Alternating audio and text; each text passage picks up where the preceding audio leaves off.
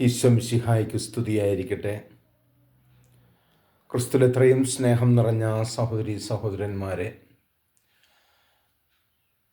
ഈസ്റ്ററിൻ്റെ 4-ാം വാരത്തിലൂടെ നമ്മൾ കടന്നു വരുമ്പോൾ ഇന്നിൻ്റെ സുവിശേഷം യോഹന്നാൻ്റെ വിശുദ്ധ സുവിശേഷം 13-ാം അധ്യായം 16 മുതൽ 20 വരെയുള്ള തിരുവചനങ്ങളിലൂടെ യേശു സംസാരിക്കുന്നത്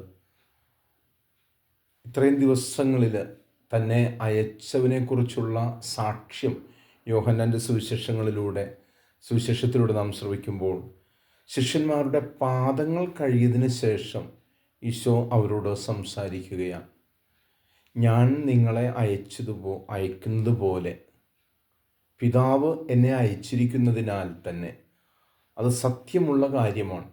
അപ്പോൾ അവനിൽ നിന്ന് കിട്ടിയ ആ സത്യത്തെയാണ് ഞാൻ നിങ്ങളുമായി പങ്കുവെച്ചുകൊണ്ട് നിങ്ങളെ ഞാൻ അയക്കുന്നത്. അപ്പോൾ വിളിക്കപ്പെടുന്ന ഓരോരുത്തരും അയക്കപ്പെടാൻ വേണ്ടിയിട്ടാണ്. പരിശുദ്ധ പിതാവ് ഫ്രാൻസിസ് പാപ്പ തൻ്റെ 12 വർഷത്തെ ആ ദൗത്യം പൂർത്തീകരിച്ചു.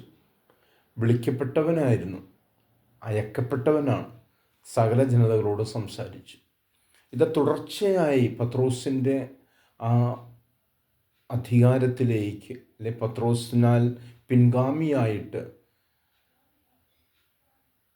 ലിയോ 14-ാം പാപ്പ കടന്നു വന്നിരിക്കുമ്പോൾ പോലും അദ്ദേഹം പറയുകയാണ്, ലിയോ 13-ാമൻ മാർപ്പാപ്പ എന്താണോ പ്രവർത്തിച്ചത് അത് തുടരാനും അതേപോലെ ഫ്രാൻസിസ് പാപ്പ തുടങ്ങി വെച്ച കാര്യങ്ങൾ അത് നിവർത്തിച്ചു കൊണ്ടുപോകുവാനുമായിട്ടാണ് ഞാൻ ആഗ്രഹിക്കുക. അപ്പോൾ വിളിക്കപ്പെടുന്നവൻ ശുശ്രൂഷ ചെയ്യാനുള്ളവനാണ്.